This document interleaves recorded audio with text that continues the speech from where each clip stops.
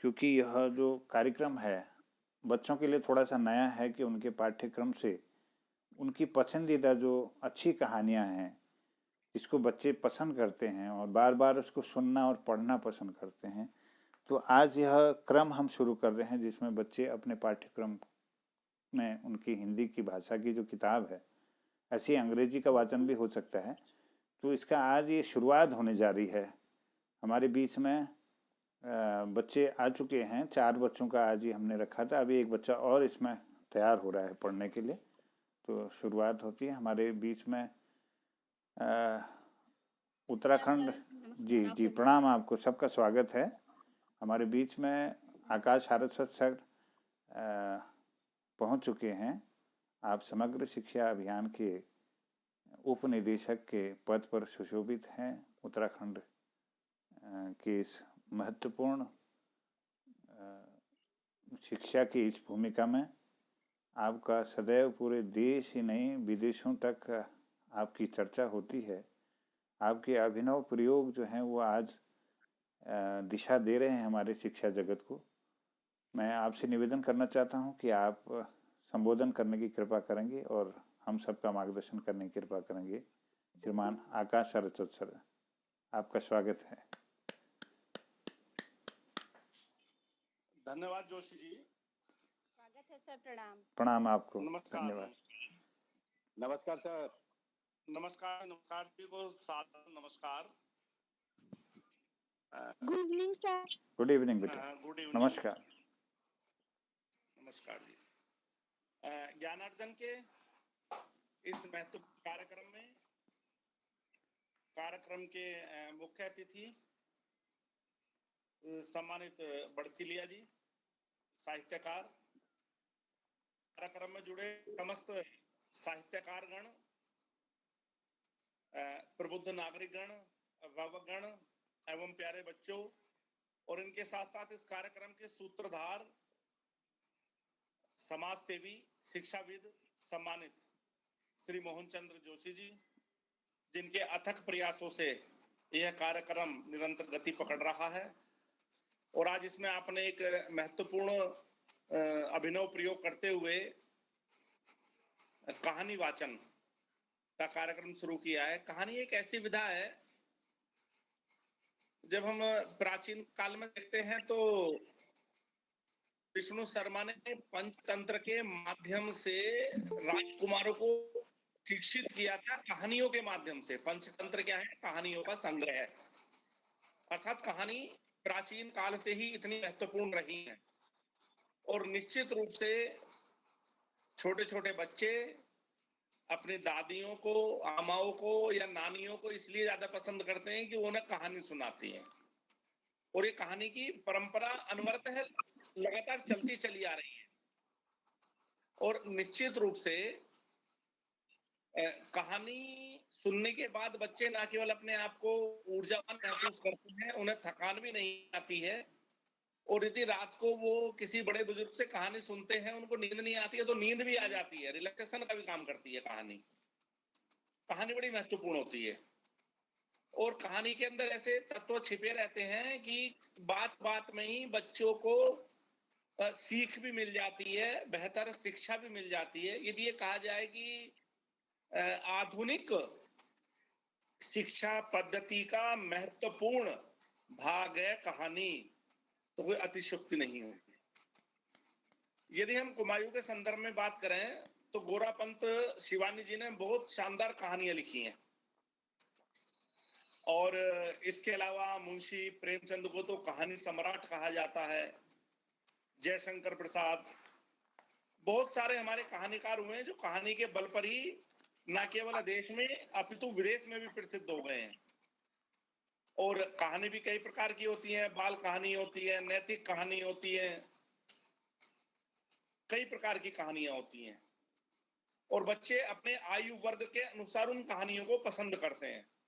और जब कहानी का वृहद रूप हो जाता है या वृहदतम रूप हो जाता है तो वो उपन्यास की शक्ल में आ जाती है। लंबी लंबी कहानियां सामान्यतः उन्हीं को उपन्यास कहा जाता है। तो बच्चों को इस कहानी विधा से परिचित कराने के लिए आज जोशी जी ने जो महत्वपूर्ण प्रयास किया है, निश्चित रूप से इसकी मुक्त कंठ से प्रशंसा करनी चाहिए, क्योंकि कहानी है, त्वरित भाषण है और बच्चों के द्वारा स्वरचित कविताएं हैं, विद्वानों की कविताएं हैं। ये जो विविध तरह के कार्यक्रम होते हैं, ना केवल बच्चों की समझ को विकसित करते हैं, अपितु उनके व्यक्तित्व विकास में भी बड़ी महत्वपूर्ण भूमिका का निर्वहन करते हैं। इस महत्वपूर्ण अवसर पर सभी सम्मानित प्रबुद्ध साहित्यकार गणों का, अभिभावक गणों का और सम्मानित जोशी जी का आभार प्रकट करते हुए और बच्चों को शुभाशीष देते हुए, उड़चल हारिल एक कविता है, हीरानंद सच्चिदानंद वात्स्यायन अज्ञे की, जो प्रयोगवाद के जन्मदाता माने जाते हैं। तो एक हारिल पक्षी होता है जो एक अपने पंजों में तिनका लेकर उड़ता रहता है और उसके मन में बड़ी गलतफहमी होती है कि तिनका मुझे उड़ा रहा है, मैं नहीं उड़ पा रहा। और जैसी तिनका उसके पंजों से फिसला, उसका आत्मविश्वास डगमगा जाता है और नीचे जमीन पे गिर जाता है। जब तो तिनका ही चला गया, अब मैं कैसे उड़ूंगा। तो उन्होंने हारिल के लिए लिखा है, अज्ञे जी ने, धरती से जो छीन लिया है वह तज देना धर्म नहीं है, जीवन साधना की अवहेलना कर्मवीर का कर्म नहीं है। सभी का धन्यवाद, आभार। बहुत बहुत धन्यवाद महोदय, आपने बहुत सुंदर शब्दों में हम सबका हमारा सबका साहस बढ़ाया है और निरंतर आपका आशीर्वाद हम सब लोगों की ऊर्जा को उन्नत करता है। निश्चित आज का दिन यह गौरवान्वित करने का दिन है। 26 जुलाई 1999 को आज के दिन हमारे कारगिल क्षेत्र में पाकिस्तानी घुसपैठियों को हमारे सैनिकों ने खदेड़ दिया था और लगभग 500 वीर इसमें शहीद हो गए थे, हमारे योद्धा। और उत्तराखंड के 75 जवान करीब शहीद हुए थे। तो मैं उन सब वीर योद्धाओं को प्रणाम करता हूँ, नमन करता हूँ। उनकी शहादत को, उनके बलिदान को हम याद करते हैं। और कुमाऊनी में एक कविता के साथ मैं उनका स्मरण करता हूँ कि मजबूत कर बे अपना दिल और माई की जंजो ढिल, गोई की बौछार में जनूल अपनी छाती छिल, मिल गया जो मठ में कर बे भारत को नो अखिल, एक रटन तन मन में छी बस कारगिल बस कारगिल, फट फट पठ्याव में जैसे दे मजी उड़ाच चिल, दुश्मनों का दांत खट्ट और मुखड़ हग्या पिल, धम्म धम्म बूटों ले और भम भम तोपों ले, कंपमान धरती तमी और कामो आकाश नील, अंगार आंखों बढ़ छूटा तम तमी मुखड़ रशिल, जयकार मैडी का मुख निशान दुश्मना का घिल, खून में रंगी हुई तिरंग में ढकी हुई, जवान देश का सपूत धन्य जन्म भूमि भई, सलाम उनर वीरता सलाम देश प्रेमी दिल, एक रटन तन मन मछी बस कारगिल बस कारगिल बस कारगिल। मैं सबको प्रणाम करनू। हमारे बीच में बहुत लोग यो हमारे बच्चों को उत्साह बढ़ाने जी आई छन। जो मैं अशोक जोशी जी छन दिल्ली बैठी साहित्यकार, मैं उनर स्वागत करनो, उनका मैं स्वागत करता हूँ। और हमारे साहित्यकार दिनेश भट्ट जी पिथौरागढ़ से इसमें जुड़े हैं। वरिष्ठ साहित्यकार श्रीमान हेमंत बिष्ट जी जो बहुत ही उम्दा उद्घोषक हैं, कहानीकार हैं और बहुत सुंदर कवि हैं, मैं उनको भी प्रणाम करते हुए उनका स्वागत करता हूँ। हमारे बीच में वापी गुजरात से नंद किशोर जोशी जी साहित्यकार जुड़े हुए हैं, मैं उनको भी प्रणाम निवेदित करता हूँ। दिल्ली से हमारे बीच में खष्टी गढ़िया जी जुड़ी हैं और डॉक्टर प्रेम प्रकाश उपाध्याय साहब हमारे बीच में हैं। GGIC की प्रधानाचार्य सुश्री प्रेमा भट्ट जी हमारे बीच में हैं और बहुत लोग इसमें, हमारे बच्चे भी जुड़े हैं। पुष्पलता दीदी जी हल्द्वानी से साहित्यकार इसमें हैं। आज की जो इस कार्यक्रम की शोभा बढ़ा रही है मुख्य अतिथि के रूप में, जो बच्चों के इस कवि कहानी वाचन पर थोड़ा सा अपनी बात भी रखेंगी, श्रीमती लक्ष्मी बीना जी। मैं बच्चों को इनका परिचय दे दूं। इनका साहित्यिक नाम बीना भट्ट बड़चिलिया है और इनकी माताजी का नाम स्वर्गीय देवकी देवी भट्ट, पिताजी का नाम स्वर्गीय टी.आर. भट्ट। श्री मोहन चंद्र बड़चिलिया जी इनके पतिदेव हैं, जो प्रधानाचार्य हैं इंटरमीडिएट कॉलेज विजयपुर बागेश्वर में। इनकी जन्मतिथि है 15 जून 1968। इनकी शिक्षा एमए अर्थशास्त्र से और शोध कार्य सांख्यिकी पर्वतीय विकास विभाग। इनके शौक हैं पठन पाठन, लेखना और कुमाऊनी हिंदी में लिखती हैं और तस्वीर खींचना, प्राकृतिक तस्वीरों को खींचना इनका शौक है। पूर्व में ये केंद्रीय विद्यालय गुजरात में इन्होंने अध्यापन कार्य किया है। समाज सेवा में साहित्यिक संस्थाओं के साथ इनका जुड़ाव रहा है। इनका हिंदी काव्य संग्रह, साझा संग्रह 7 और पत्र पत्रिकाओं में 2 और पुस्तक इनके प्रकाशनार्थ हैं। दूरदर्शन उत्तराखंड, आकाशवाणी अल्मोड़ा से नियमित इनका काव्य पाठ एवं कुमाऊनी वार्ताएं प्रसारित होती रहती हैं। आप अध्यक्षा हैं इंद्रप्रस्थ लिटरेचर फेस्टिवल उत्तराखंड नई दिल्ली और उपाध्यक्ष हैं मेरी भाषा मेरी पहचान। आप मूल निवास तुसराड़ उखलकांडा से हैं और हाल निवास आप हल्द्वानी कुसुम खेड़ा में कर रही हैं। विभूति को मैं प्रणाम करता हूं और आपका हार्दिक स्वागत करता हूं। और मैं अब ज़्यादा समय न लेते हुए हमारे बच्चे अब अपनी कहानी पाठ पर आएंगे। सबसे पहले अगर गीता भट्ट यहाँ पर जुड़ चुकी होंगी, कुमारी गीता भट्ट कक्षा 10 परमानंद पांडे राजकीय बालिका इंटर कॉलेज पाए गरुड़ बागेश्वर से। आपकी कहानी है बस की यात्रा। लेखक हैं हरिशंकर परशाई। परशाई जी की इस कहानी को हम आज सुनेंगे कुमारी गीता भट्ट जी के वाचन के द्वारा।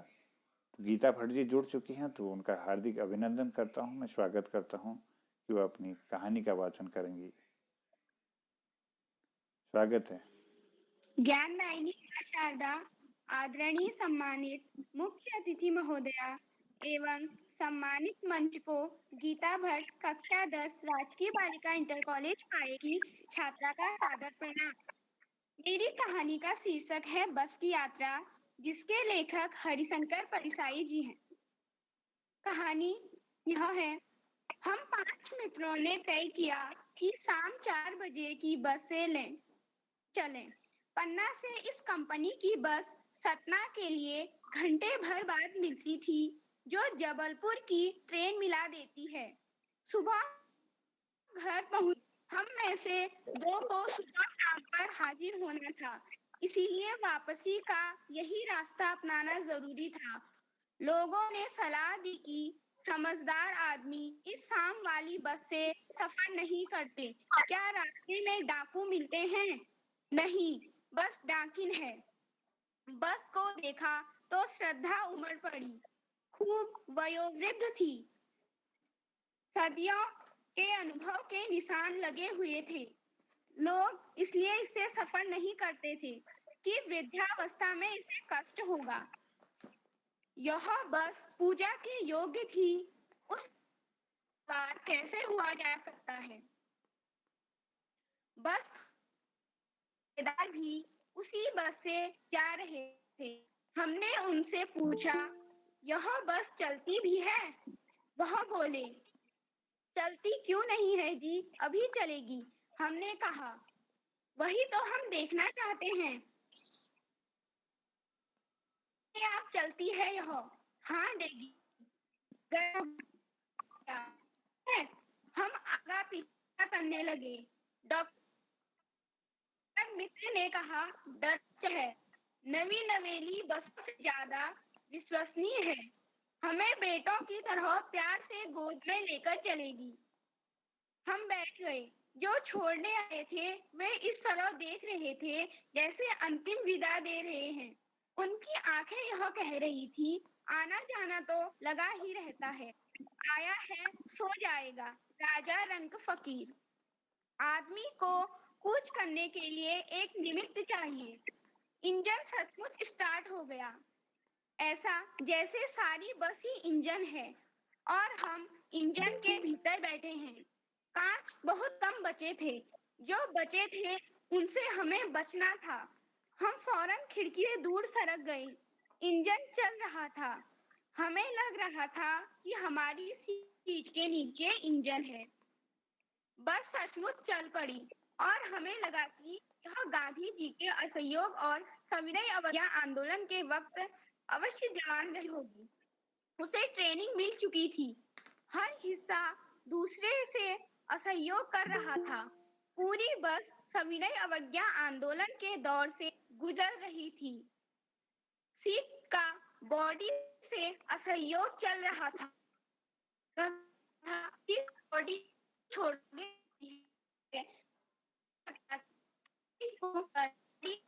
भागी जा रही। 8-10 इंच पर गए, नहीं आता था कि एक बस रुक गई। मालूम हुआ छेद हुए। ड्राइवर ने बाल्टी में पेट्रोल निकालकर रखा और नली डाल दिया। अब मैं उम्मीद कर रहा था कि थोड़ी देर बाद बस कंपनी के हिस्सेदार इंजन को गोद में रख लेंगे और उसे नली से पेट्रोल से बच्चे के मुंह में दूसरी शीशी लगाती है। 15 दिन हो गए मुझे उसके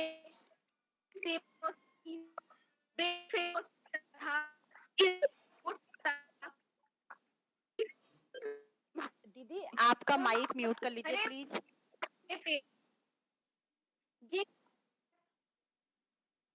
पर पक्षी बैठे थे। पेड़ को ना दुश्मन समझ रहा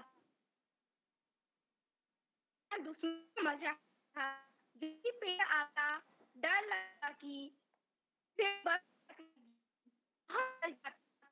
दूसरे पेड़ का इंतजार करता तो सोचा इसमें बस आएगी।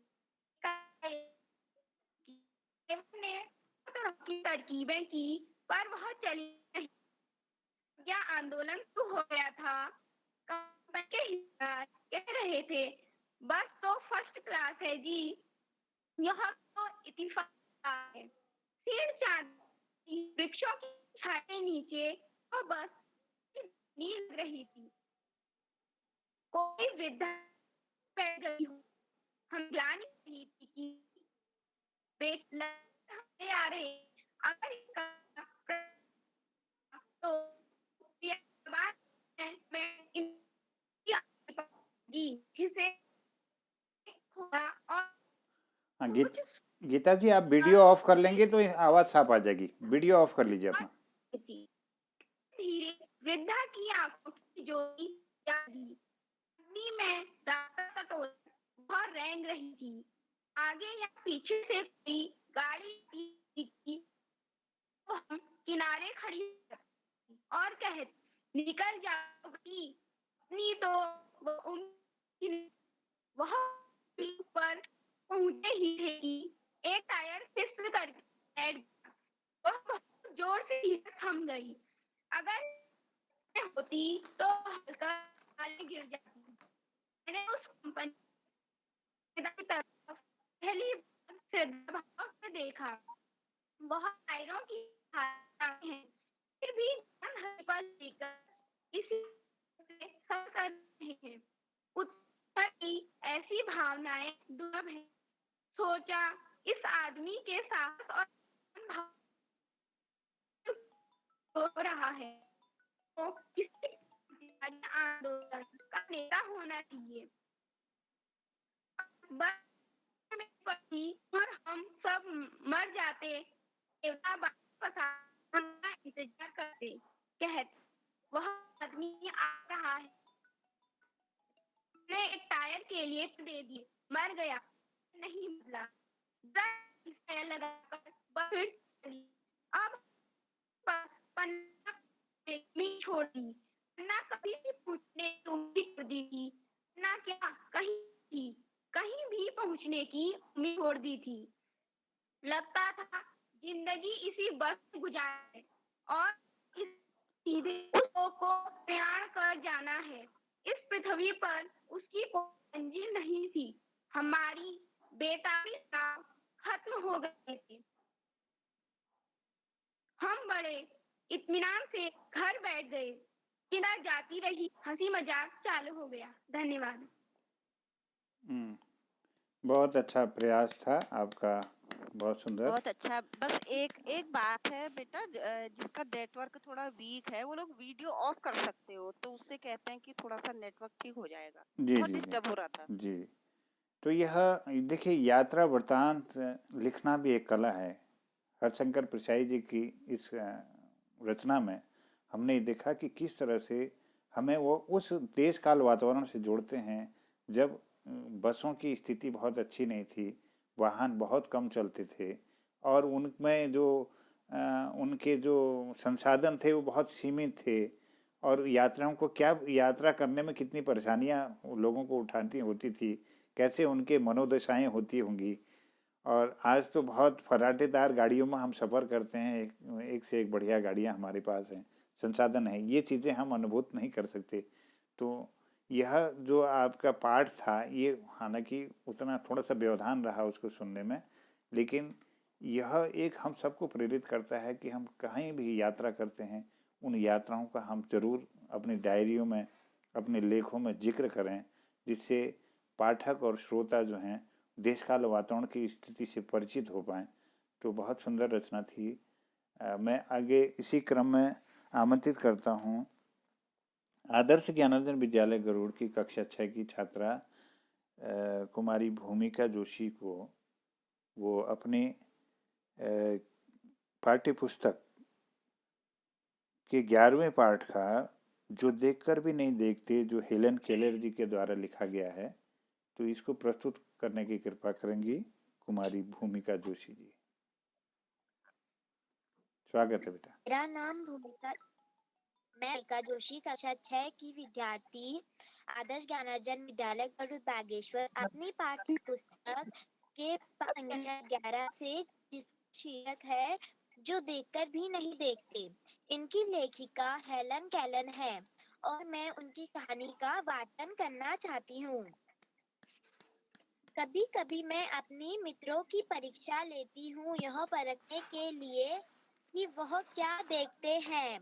हाल ही में मेरी एक प्रिय मित्र जंगल की सैर करने के बाद वापस लौटी। मैंने उनसे पूछा, आपने क्या क्या देखा? कुछ खास तो नहीं, उनका जवाब था। मुझे बहुत अचरज नहीं हुआ क्योंकि मैं अब इस तरह के उत्तरों की आदी हो चुकी हूँ। मेरा विश्वास है कि जिन लोगों की आंखें होती हैं वे बहुत कम देखते हैं। क्या यह संभव है कि भला कोई जंगल में घंटा भर घूमे और फिर भी कोई विशेष चीज ना देखे? ये जिसे कुछ भी दिखाई नहीं देता, सैकड़ों रोचक चीजें मिलते हैं जिन्हें मैं कर पहचान लेती हूँ। मैं भोजपत्र के पेड़ की चिकनी छाल और चीड़ की खुरदी छाल को स्पर्श से पहचान लेती हूँ। बसंत के दौरान मैं टहनियों में नई कलियां खोजती हूँ। मुझे फूलों की पंखुड़ियों की महकमली सतह छूने और उनकी घुमावेदार बनावट महसूस करने में अपार आनंद मिलता है। इस दौरान मुझे प्रकृति के जादू का कुछ एहसास होता है। कभी जब मैं खुशनसीब होती हूँ तो टहनी पर हाथ रखते ही किसी चिड़िया के मधुर स्वर कानों में गूंजने लगते हैं। अपनी उंगलियों के बीच झरने की पानी को बहते हुए महसूस कर मैं आनंदित हूँ। बेचीर की फैली पत्तियां या घास का मैदान किसी भी महंगे कालीन से अधिक प्रिय है। बहुत बदलते हुए मौसम का समा मेरे जीवन में एक नया रंग और खुशियां भर जाता है। कभी कभी मेरा दिल इन सब चीजों को देखने के लिए मचल उठता है। अगर मुझे इन चीजों को सिर्फ छूने पर से इतनी खुशी मिलती है, तो उनकी सुंदरता देखकर तो मेरा मन मुग्ध ही हो जाएगा। परंतु जिन लोगों की आंखें हैं, वे सचमुच बहुत कम देखते हैं। इस दुनिया के अलग अलग सुंदर रंग उनकी संवेदना को नहीं छूते। मनुष्य अपनी क्षमताओं की कभी कदर नहीं करता। वह हमेशा उस चीज की आस लगाए रहता है जो आस उसके पास नहीं है। यह कितने दुख की बात है कि दृष्टि के आशीर्वाद को लोग एक साधारण सी चीज समझते हैं, जबकि इस नियामत से जिंदगी को खुशियों के इंद्रधनुषी रंग से हरा भरा किया जाता है। धन्यवाद। इस कहानी से हमें यह प्रेरणा मिलती है, जीवन की खूबसूरती के लिए मन की आंखों की आवश्यकता होती है। धन्यवाद। वाह बेटा वाह, बहुत सुंदर, बहुत बहुत बढ़िया बेटा, बहुत बढ़िया। कितने पे पढ़ती है बालिका? सुंदर। कक्षा 6 की विद्यार्थी हैं, आदर्श ज्ञानोदय विद्यालय गरुड़ से। तो बहुत क्या बात है। हाँ। इतना सुंदर 4 विराम कॉमा के साथ, बहुत बढ़िया। तो ये जो Thank you, sir. Helen Keller ji की जो रचना है, क्योंकि हेलन केलर जो इसकी लेखिका हैं वो दृष्टिहीन थी।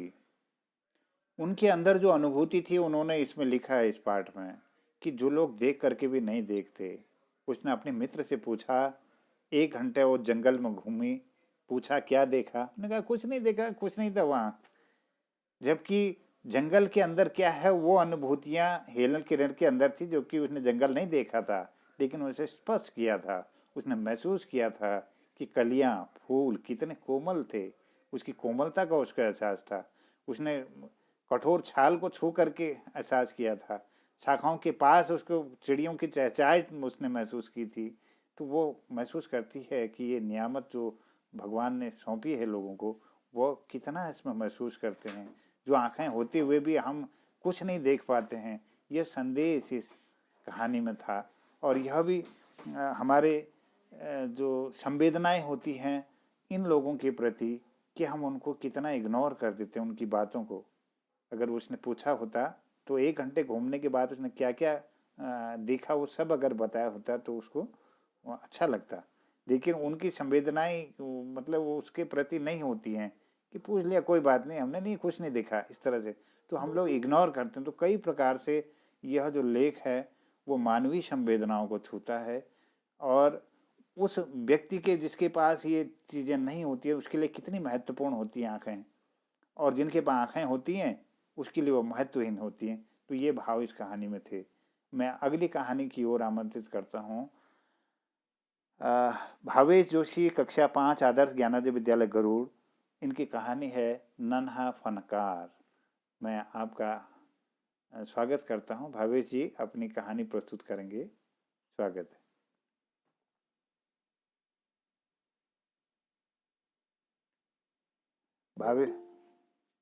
भावेश जी तैयार हैं?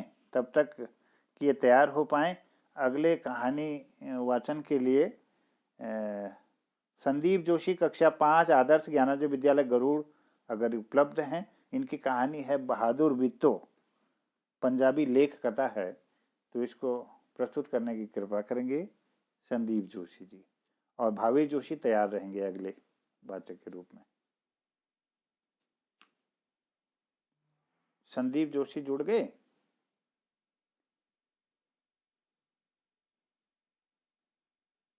Yes sir. हाँ, स्वागत है बेटा। सर हमारा बहादुर बिट्टू तो नहीं हो पाया सर, हमने एक नई कहानी बनाई है। अपनी कहानी है क्या? सर नहीं। अच्छा, चलिए चलिए, स्वागत है। इसका शीर्षक बताइए और पाठ संख्या बताओ अपने जोशी जी। स्वागत। स्कूल आदर्श ज्ञानोदय विद्यालय। Today I am telling you a story. The title of this story is एक दिन की बादशाहत। आरिफ सलीम, चलो फौरन सो जाओ, अम्मी की आवाज एंड उस वक्त आती थी।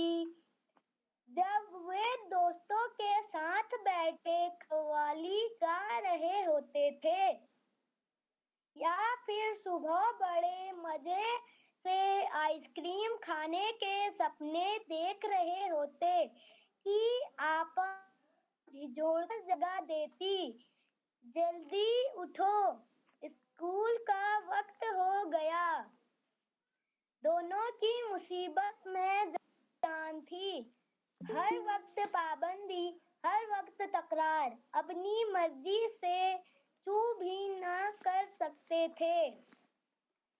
कभी आरिफ को गाने का मूड आता तो भाईजान डांटते, चुप होता है या नहीं? हर वक्त मेढक की तरह टर्राए जाता है।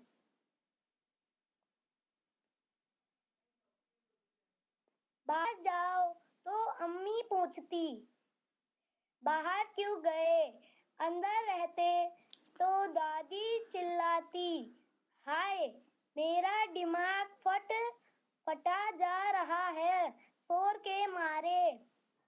अरे रजिया, जरा इन बच्चों को बाहर हाँक दे, जैसे बच्चे ना हुए मुर्गी के चूजे हो गए।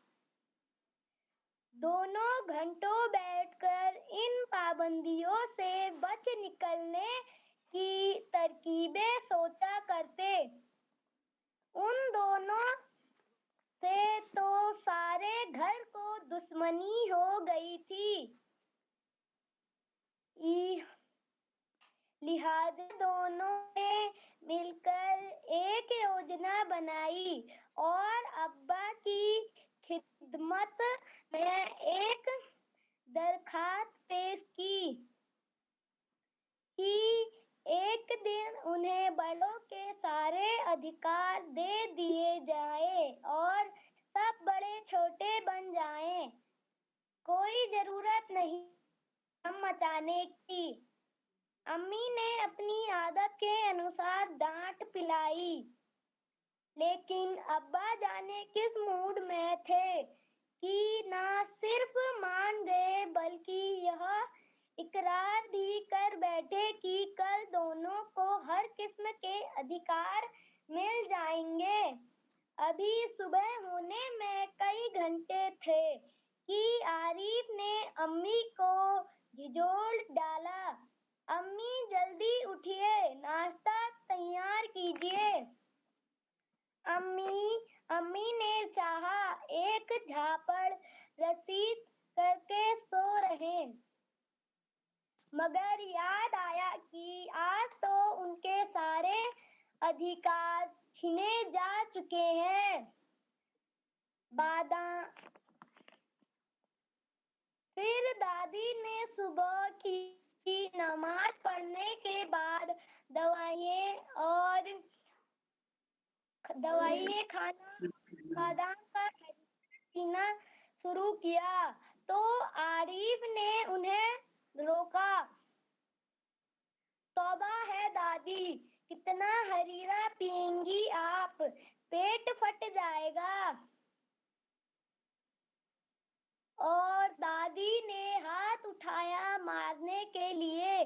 नाश्ता मेज पर आया तो आरिफ ने खानसामा से कहा, अंडे और मक्खन वगैरह हमारे सामने रखो, दलिया और दूध बिस्किट इन सबको दे दो।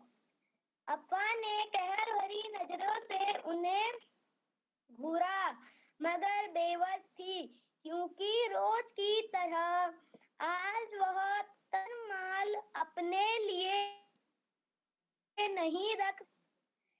सब खाने बैठे तो सलीम ने अम्मी को टोका, अम्मी जरा अपने दांत देखिए, पान खाने से कितने गंदे हो गए हैं, मैं तो दांत मार चुकी हूँ।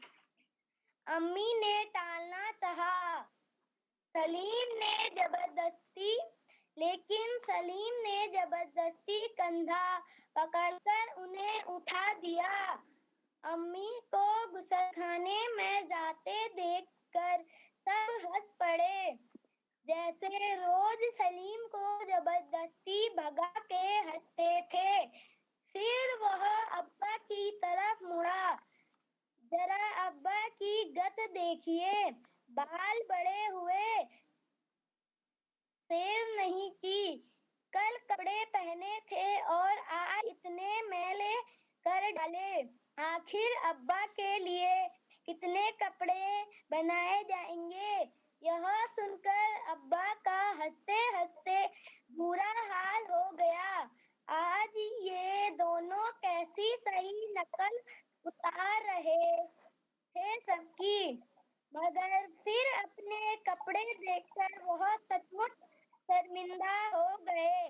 थोड़ी देर बाद जब अब्बा अपने दोस्तों के बीच बैठे अपनी नई गजल लहक लहक कर सुना रहे थे, तो आरिफ फिर चिल्लाने लगा, बस कीजिए अब्बा, फौरन ऑफिस जाइए, 10 बज गए। चुप! अब्बा डांटते डांटते रुक गए। बेबसी से गजल की अधूरी पंक्ति हाथों में दबाए पांव पटकते आरिफ के साथ हो लिए।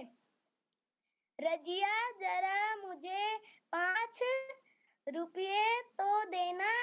अब्बा दफ्तर जाने को तैयार होकर बोले, 5 रुपये का क्या होगा, कार में पेट्रोल तो है। आरिफ ने सुनकर अब्बा जान की नकल उतारी, जैसे थे कि 31 का क्या करोगे, जेब खर्च तो ले चुके। थोड़ी देर बाद खानसामा आए। बेगम साहब, आज क्या पकेगा?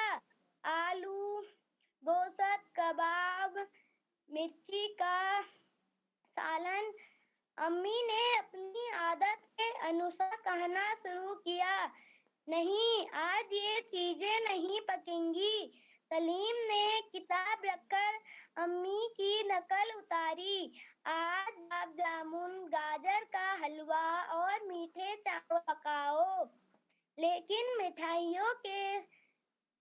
मिठाइयों से रोटी कैसे खाई जाएंगी? अम्मी किसी तरह खब्र ना कर सकी। जैसे हम रोज सिर्फ मिर्ची के सालन से खाते हैं। दोनों ने एक साथ कहा। दूसरी तरफ दादी किसी से तू मैं किए जा रहे, मारे दिमाग पिघलाए। देखो, दादी तो सो दे रही हैं। आरिफ ने दादी की तरह दोनों हाथों में सिर थामकर कहा। इतना सुनते ही दादी ने चीखना चिल्लाना शुरू कर दिया कि आज ये लड़के मेरे पीछे पंजे डाल के पड़ गए हैं। मगर अब्बा के समझाने पर खून का घूंट पीकर रह गई। कॉलेज का वक्त हो गया तो भाईजान अपनी सफेद कमीज को आरिफ सलीम से बचाते दालान में आए। अम्मी, शाम को मैं देर से आऊंगा, दोस्तों के साथ फिल्म देखने जाना है। खबरदार! आरिफ ने आंखें निकालकर उन्हें धमकाया। कोई जरूरत नहीं है फिल्म देखने की, इम्तिहान करीब है और हर वक्त सैर सपाटों में घूमते रहते हैं आप। पहले तो भाईजान एक करारा हाथ मारने लपके, फिर कुछ सोचकर मुस्कुरा पड़े। लेकिन हुजूरे आली, दोस्तों के साथ खाकसार फिल्म देखने की बात पक्की कर चुके हैं, इसलिए इजाजत देने की मेहरबानी की जाए। उन्होंने हाथ जोड़ के कहा। बना करें। बस मैंने एक बार कह दिया। उसने लापरवाही से कहा और सोफे पर दराज होकर खराब अखबार देखने लगा। उसी वक्त आपा भी अपने कमरे से निकली। निहायत भारी साड़ी में लचकती लचकती बड़े ठाट ठाट से कॉलेज जा रही थी। आप सलीम ने बड़े गौर से आपा का मुआयना किया। इतनी भारी साड़ी क्यों पहनी? शाम तक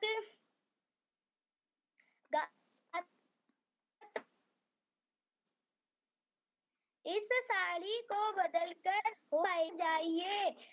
आज वह सी सफेद वाइल की साड़ी पहनना। अच्छा बहुत दे चुके हुक्म। आपा चिढ़ गई। हमारे कॉलेज में आज फैशन है। उन्होंने साड़ी की सीखने दुरुस्त की। हुआ करे, मैं क्या कह रहा हूँ सुना नहीं? अपनी इतनी अच्छी नकल देखकर आपा शर्मिंदा हो गई। बिल्कुल इसी तरह तो वह आरिफ और सलीम से उनकी मनपसंद कमीज उतरवाकर निहायत बेकार कपड़े पहनने का हुक्म लगाया करती है। दूसरी सुबह हुई। सलीम की आंख खुली तो आपा नाश्ते की सजाए उन दोनों के उठने का इंतजार कर रही थी। अम्मी खानसामा को हुक्म दे रही थी कि हर खाने के साथ एक मीठी चीज जरूर पकाया करो। अंदर आरिफ के गाने के साथ भाईजान मेज का तबला बजा रहे थे और अब्बा सलीम से कह रहे थे, स्कूल जाते वक्त एक चवत्तरी जे डाल लिया करो। क्या हर्ज है? Thank you sir. वाह बेटे संदीप, वाह, बहुत अच्छा। आपने सुंदर अपनी प्रस्तुति रखी। और यह जो परिवेश था यह थोड़ा सा हटके था। इसमें उर्दू के ज़्यादा शब्द थे, मिश्रित भाषा थी, लचकदार भाषा थी। और एक के लेखक गिलानी बन्नो, उर्दू से अनुवाद लक्ष्मी चंद्र गुप्ता। वाह, बहुत सुंदर बेटा। तो अगले कार्यक्रम में जब आप कहानी को पढ़ेंगे तो पहले उसको पढ़ लेंगे और पढ़ने के बाद उसके आप धारा प्रवाह उसका प्रयास करेंगे तो और सुंदर आपकी प्रस्तुति होगी। बहुत बहुत धन्यवाद बेटा। चलिए, अब अगले जो हमारे वाचक आने वाले हैं, भावेश जोशी तैयार हैं? भावेश जोशी हमारे बीच में अपनी कहानी लेकर के आ रहे हैं। भावेश जोशी मेरी बात सुन पा रहे हैं? कक्षा 5। चलिए, इसके बाद हमारे बीच में आने वाले हैं वैभव पंत। वैभव पंत हैं कक्षा 6 के विद्यार्थी। ये नादान दोस्त हमारे प्रेमचंद जी की कहानी लेकर के आ रहे हैं। प्रेमचंद जो है वो कहानी सम्राट हैं, उपन्यास सम्राट हैं। प्रेमचंद की कहानियाँ विदेशों में तक कई भाषाओं में उनका अनुवाद हुआ है और बहुत उनके साहित्य प्रेमी जो है उनकी कहानियों को सुनना पसंद करते हैं। तो वैभव पंत जी मेरी आवाज़ सुन पा रहे हो तो वो अपनी कहानी प्रस्तुत करेंगे, नादान दोस्त। स्वागत है वैभव।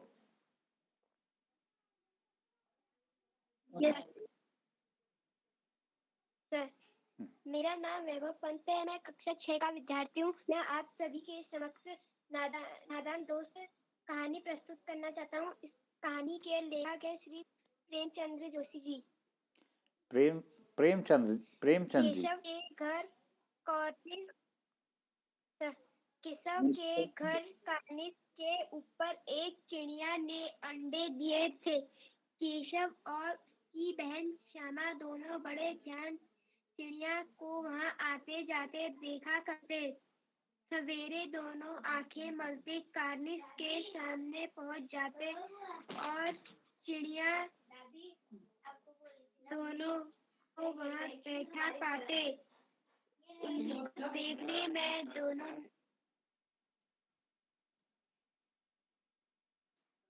सर एक मिनट बाप है, अपना वाचन पूरा कीजिए। हाँ सर एक मिनट सर अभी शुरू करता हूँ मैं। दोनों बच्चों को ना मालूम क्या मजा मिलता, दूध और जलेबी की सुध भी ना रहती थी। दोनों के दिल में तरह तरह के सवाल उठते। अंडे कितने बड़े होंगे, किस रंग के होंगे, कितने होंगे, क्या खाते होंगे, उनमें से बच्चे किस तरह निकल आएंगे, बच्चों के पर कैसे निकलेंगे, घोंसला है। लेकिन इन बातों का जवाब दे कोई नहीं। न अम्मा को घर के काम धंधों से थी, बाबूजी को पढ़ने लिखने से। दोनों बच्चे आपस में ही सवाल जवाब अपने दिल को तसल्ली दे लिया करते थे। श्यामा कहती, क्यों भैया बच्चे निकलकर फुर्र से उड़ जाएंगे। केशव विद्वानों जैसे गर्व से कहता, नहीं री पगली, पहले पर निकलेंगे, बगैर परों के बेचारे कैसे उड़ेंगे। श्यामा, बच्चों को क्या खिलाएंगी बेचारी। केशव इस पेचीदा सवाल का जवाब कुछ न दे सकता था। इस तरह 3-4 दिन गुजर गए। दोनों बच्चों की जिज्ञासा दिन दिन बढ़ती जाती थी। इस तरह 3 अंडों को देखने के वे अधीर हो उठे थे। उन्होंने अनुमान लगाया कि अब जरूर बच्चे निकल आए होंगे। बच्चे के चारे का सवाल अब उनके सामने आ खड़ा हुआ। चिड़िया बेचारी इतना दाना कहाँ खा पाएगी कि सारे बच्चों का भरे। गरीब बच्चे भूख मारे चू-चू करके मर जाएंगे। इस मुसीबत का अंदाजा करके दोनों घबरा उठे। दोनों ने फैसला किया कि कार्निस पर थोड़ा सा दाना रख दिया जाए। श्यामा खुश होकर बोली, तब तो चिड़ियों को चारे के लिए कहीं उड़कर ना जाना पड़ेगा ना। केशव, नहीं, तब तो जाएंगी। श्यामा, क्यों भैया, बच्चों को धूप न लगती होगी। केशव का ध्यान इस तकलीफ की तरफ न गया। बोला, जरूर तकलीफ हो रही होगी, बेचारे प्यास के मारे तड़पते होंगे, ऊपर छाया भी नहीं। आखिर यही फैसला हुआ कि घोंसले के ऊपर कपड़े की छत बना देनी चाहिए। पानी की प्याली और थोड़े से चावल रख देने का प्रस्ताव भी स्वीकृत हो गया। दोनों बच्चे बड़े चाव से काम करने लगे। श्यामा माँ की आंख बचाकर मटके चावल निकाल लाई। केशव पत्थर की प्याली चुपके से जमीन पर गिरा दिया और उसे साफ करके उसमें पानी भरा। अब चांदनी के लिए कपड़ा कहाँ से आए। ऊपर बगैर छड़ियों के कपड़ा ठहरेगा कैसे, और छड़ियाँ खड़ी होंगी कैसे। केशव बड़ी देर तक इसी उधेड़-बुन में रहा। आखिरकार उसने यह मुश्किल भी हल कर दी। श्यामा से बोला, जाकर तू कूड़ा फेंकने वाली टोकरी उठाकर लाओ। अम्मा जी को मत दिखाना। श्यामा, वह तो बीच से फूटी हुई है, उसमें धूप न आएगी। केशव झुंझलाकर कहा, तू टोकरी, मैं उसका सुराख बंद करने की कोई हिकमत निकालूंगा। श्यामा दौड़कर टोकरी उठा लाई। केशव ने के साथ मैं थोड़ा सा कागज ठूस दिया और तब टोकरी को एक टहनी से टिकाकर बोला, देख ऐसे ही घोंसले पर उसकी आड़ कर दूंगा, तब कैसे डूब जाएगी।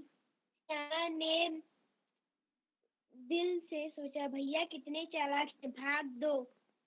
गर्मी के दिन थे, बाबूजी दफ्तर गए हुए थे, अम्मा दोनों बच्चों ने सुलाकर खुद सो, लेकिन बच्चों की आंख में आज नींद कहाँ। अम्मा जी को बहलाने के लिए दोनों दम रोके आंख बंद किए के का इंतजार कर रहे। क्यों ही मालूम हुआ कि अम्मा जी अच्छी तरह से सो गई। दोनों चुपके से उठ और बहुत धीरे से दरवाजे की सिकन खोलकर बाहर निकल आए। अंडों की हिफाजत होने लगी। केशव कमरे से एक स्टूल उठा लाया, लेकिन जब उससे काम न चला तो नहाने की चौकी लाकर स्टूल के नीचे रखी और डरते डरते स्टूल पर चढ़ा। श्यामा दोनों हाथों से स्टूल पकड़े हुए, स्टूल चारों टांगों बराबर न होने के कारण जिस तरह ज्यादा दबाव पाता जरा सा हिल जाता। उस वक्त केशव को कितनी तकलीफ उठानी पड़ती थी वो यह उसी का दिल जानता था। दोनों हाथों कार्निश पकड़ लेता और श्यामा को से डांटता, अच्छी तरह पकड़,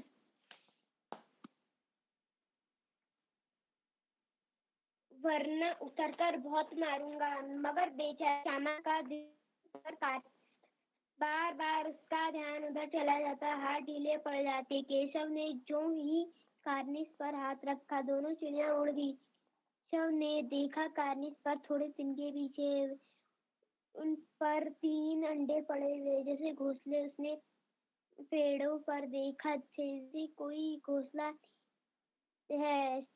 श्यामा ने नीचे से पूछा, क्या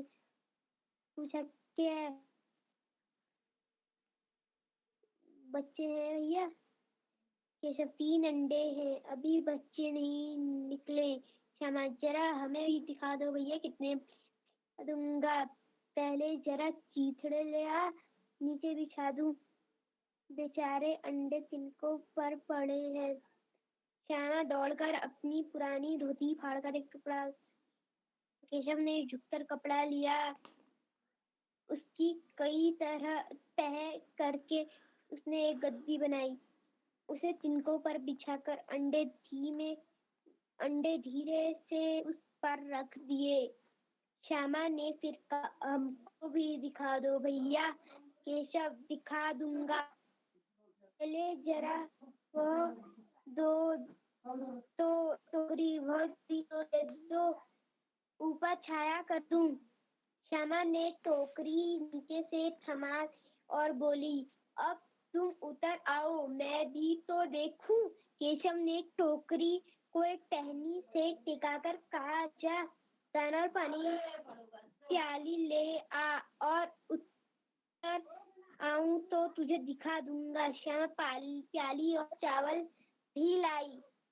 केशव ने टोकरी के नीचे चीजें रख दी और आहिस्ता से उतर आया। श्यामा ने गिड़गिड़ाकर कहा, अब हमको भी खिला दो भैया। केशव, तू गिर पड़ेगी। श्यामा, न गिरूंगी भैया, तुम नीचे से पकड़े रहना। केशव, ना भैया, कहीं तू गिरा पड़ी तो अम्मा जी मेरी चटनी ही कर डालेगी, कहेंगी कि तूने ही चढ़ाया था। क्या करेगी देखकर। अब अंडे बड़े आराम से, जब बच्चे निकलेंगे तो उनको पालेंगे। नोया बार बार कार्निश पर आती थी और बगैर बैठे हुए। केशव ने सोचा, हम लोगों के डर से नहीं बैठती। स्टूल उठाकर कमरे में चौकी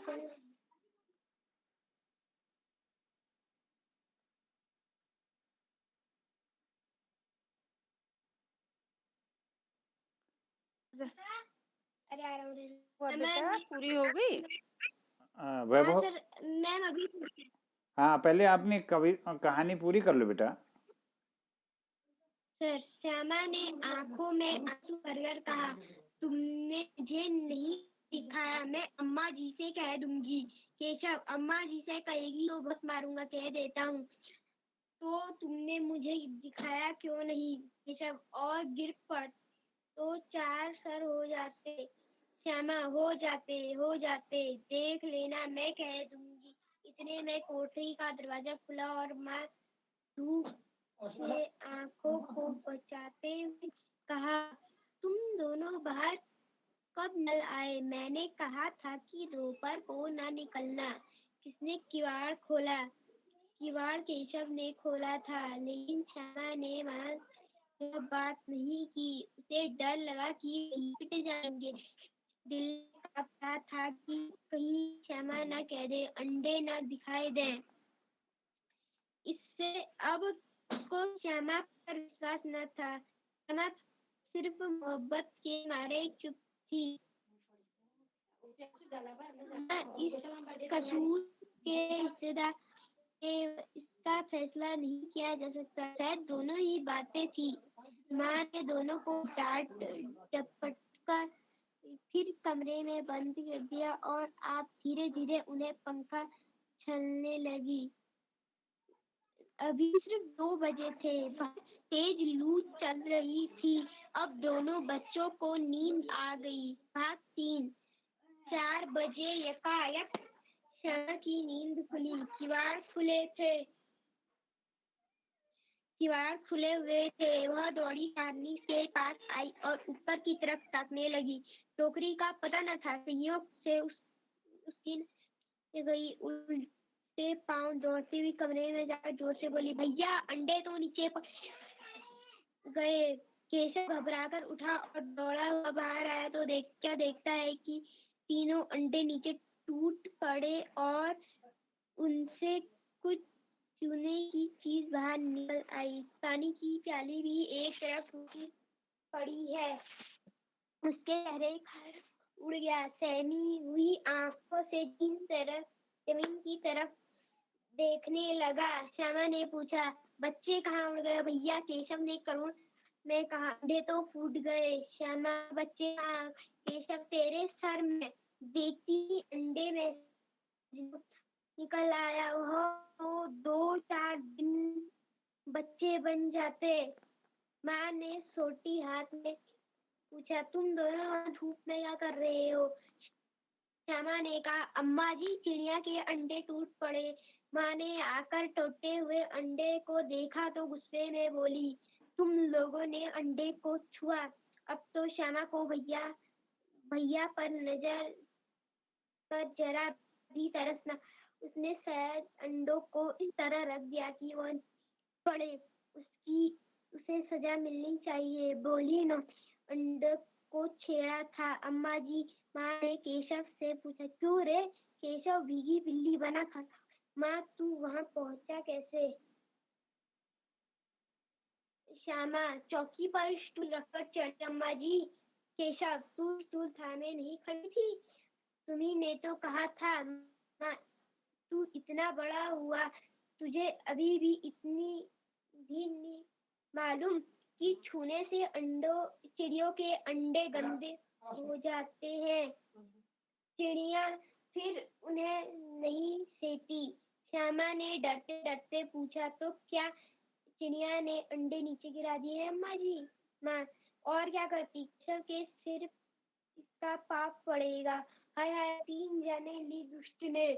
केशव रोनी सूरत बनाकर बोला, मैंने तो सिर्फ अंडों पर रख दिया था अम्मा जी। माँ को हंसी आ गई। केशव को कई दिनों तक अपनी गलती का अफसोस होता रहा।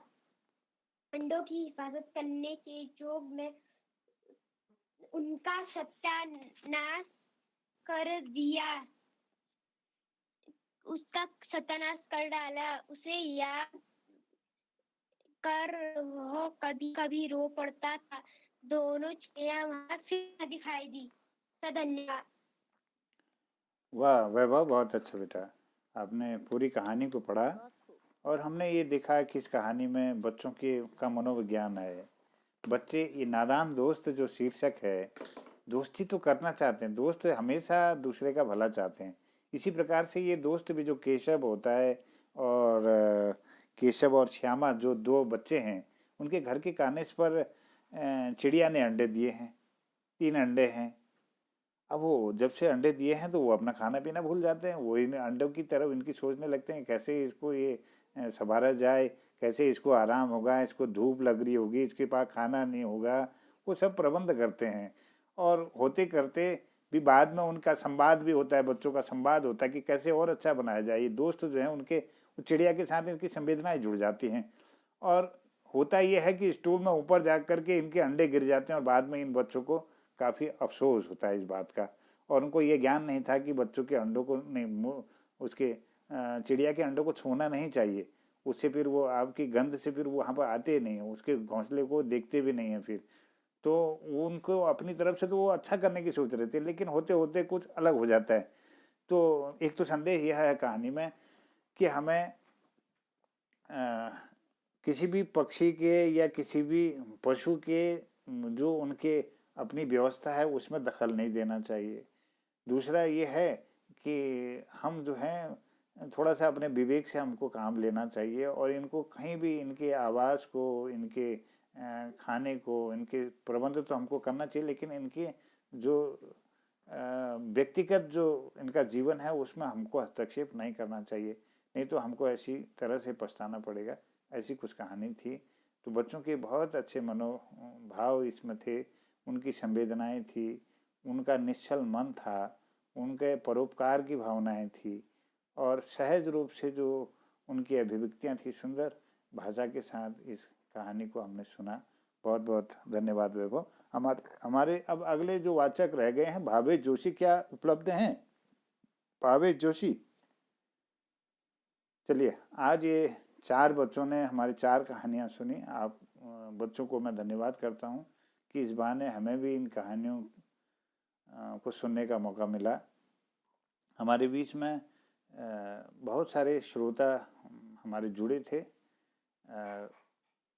श्रीमान प्रकाश पांडे सर हरिद्वार से हमारे बीच में जुड़े हुए हैं, विद्यासागर कुलबे साहब हल्द्वानी से जुड़े हुए हैं और पुष्पलता दीदी हमारे साथ लगातार बनी हुई हैं, नंदकिशोर जोशी जी, अशोक जोशी जी, सब लोग हमारे बीच में हैं और दीपाली हितेश भी हमारे इस कार्यक्रम में जुड़ी हैं, किरण जोशी जी गरुड़ से जुड़ी हुई हैं।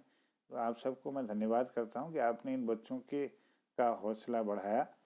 और बच्चों को भी मैं ये कहना चाहता हूं कि करत करत अभ्यास के जड़मत हो तो सुजान। अगर हम अभ्यास करते हैं तो हमारे अंदर कौशल का विकास होता है निश्चित रूप से। हल्द्वानी से हर्षिता जोशी जी भी पहुंच गई, मैं उनका भी आभार व्यक्त करता हूं। तो अब मैं सीधे आता हूं हमारे मुख्य अतिथि जी, जो एक बहुत अच्छे कहानीकार हैं, बहुत अच्छे आपकी कविताएं हैं, लोग पसंद करते हैं। बच्चों के बारे में जो यह संदेश है आपका, वो हम सब उससे लाभ लेंगे। मैं आपको आदर से ही आमंत्रित करता हूँ श्रीमती बीना भट्ट बड़सिलिया जी को। स्वागत है मैडम। स्वागत। सभी को प्रणाम। सम्मान परिवार जैसा, और मुझे मुख्य अतिथि मतलब अपने परिवार में अतिथि कोई नहीं होता। मैं ये कहना चाह रही थी कि ये तो हमारा परिवार है, हम लोग जुड़े हैं और ज्ञानार्जन, अब नाम ही ऐसा है कि कुछ अर्जन हम भी कर रहे हैं, हम भी अर्जित कर रहे हैं, बहुत अच्छा लगता है।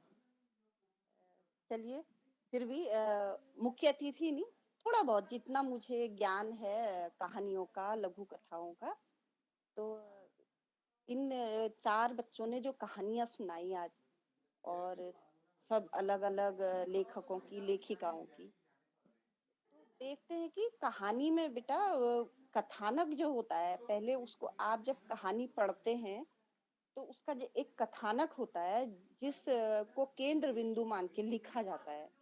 जैसे अभी अंत में जो प्रेमचंद्र की जो कहानी है नन्हा परिंदा, इसको हम लोग काफी बार पढ़ चुके हैं, और वो बाल सुलभ जो उनकी उत्सुकता और इस तरीके से बाल जो उनकी जिज्ञासा होती है उसको शांत करने के लिए, उसको उनके जो नैसर्गिक जो उनका जीवन चक्र है उसको जानने के लिए उन्होंने जो किया वो भले ही गलत था लेकिन उनकी संवेदनाएं थी।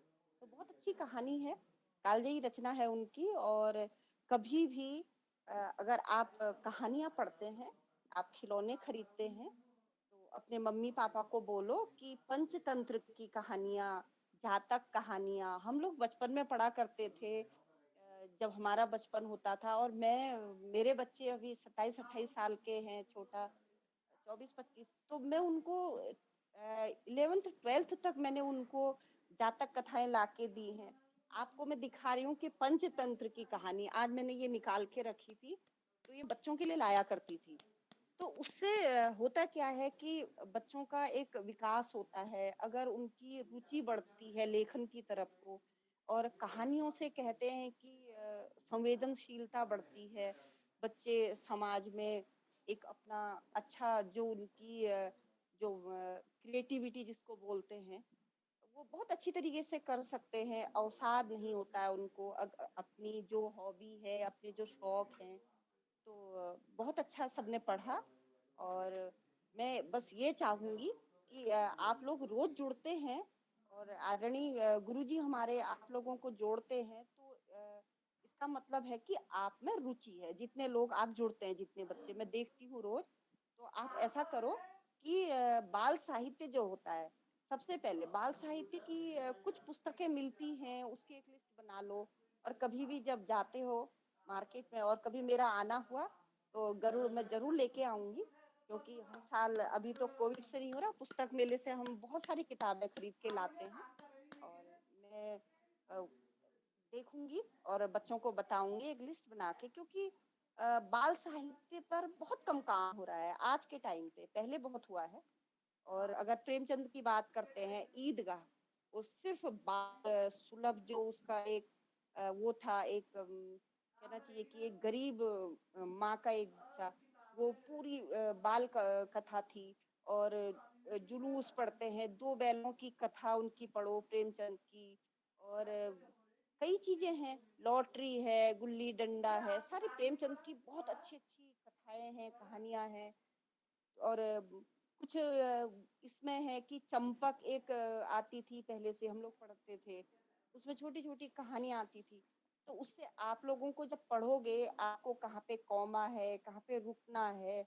और आप जैसे इमला पढ़ते हैं ना हम लोग क्लास में, उस तरीके से नहीं, थोड़ा सा जगह लेके संबोधन होता है, आश्चर्यजनक एक चिन्ह होता है। तो उस तरीके से जब हम लोग कहानी पढ़ते हैं, तो बड़ी रोचक बन जाती है। और बहुत ज्यादा समय नहीं लूंगी। और आज के जो कथाकार थे, सबने बहुत अच्छा प्रयास किया, जिन्होंने कहानियां पढ़ी। और सबसे पहले गीता भट्ट ने, और कक्षा 10 की छात्रा परमानंद पांडे, राजकीय विद्यालय पाई की। और उसने जो कहानी पढ़ी, वो एकदम बालपन को तो हम नहीं कहेंगे, वो बिल्कुल उस समय की जो परिस्थितियां थी, असहयोग आंदोलन से जुड़ना, और यात्रा का विवरण, और जो इतनी असुविधाएं होती थी। आज तो समाज कहाँ से कहाँ हो गया है, बहुत विकास हो गया है। तो बहुत अच्छा प्रयास था बेटा।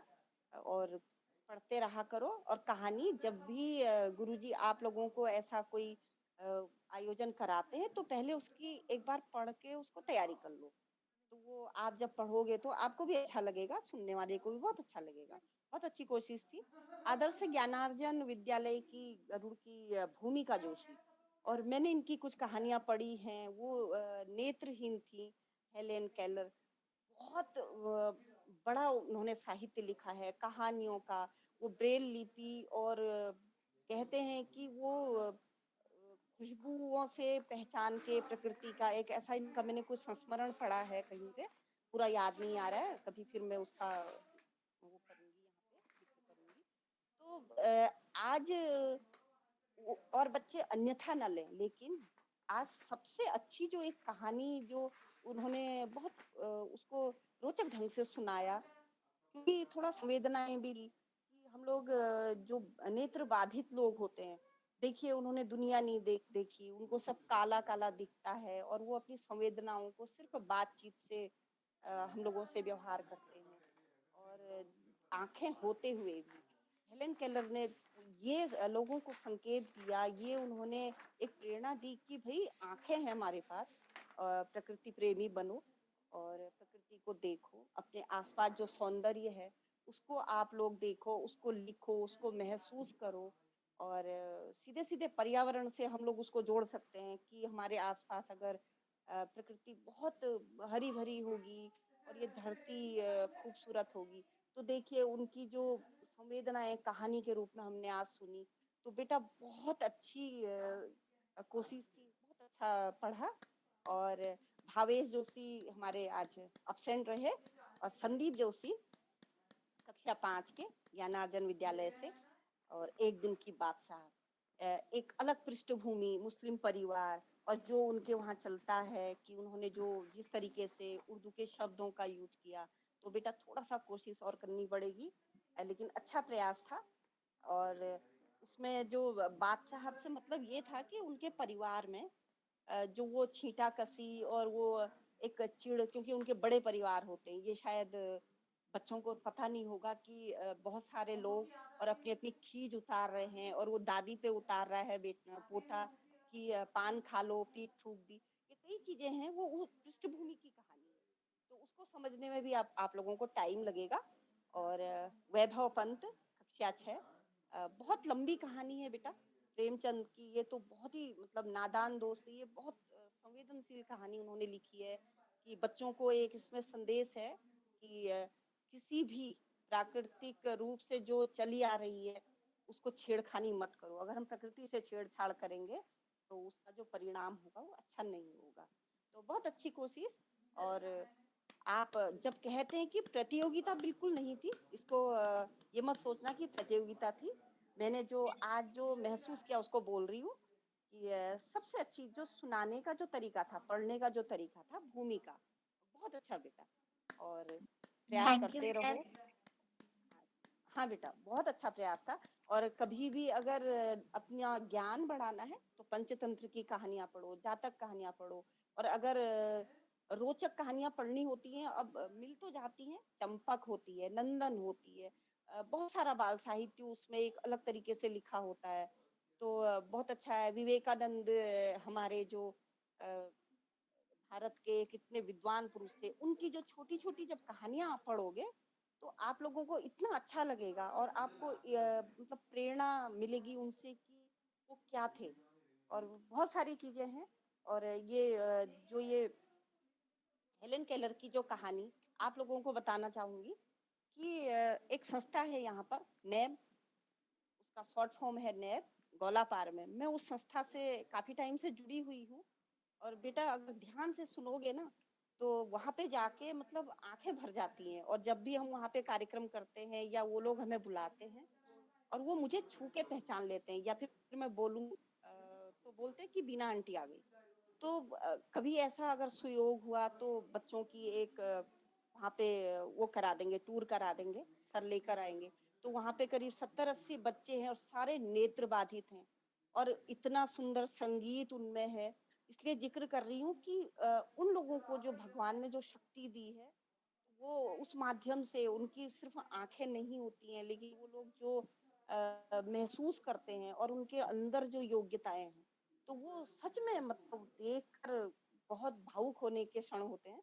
और मैं वहां पे जाती रहती हूँ अक्सर, और समाज सेवा का जो मुझे थोड़ा सा समाज में वहाँ के क्रियाकलापों से जो मुझे जुड़ने की इच्छा हुई, वो मुझे नैब से मिली। और वहाँ के जो धानक सर हैं, तो वो इतने अनुकरण, मतलब वो जो बच्चे हैं उनको मास्क इस टाइम पे हम देखते थे, मास्क भी खुद पहनाते थे, मतलब पूरी छोटी छोटी चीजें, तो ये सब सेवा भाव और हम देखते हैं।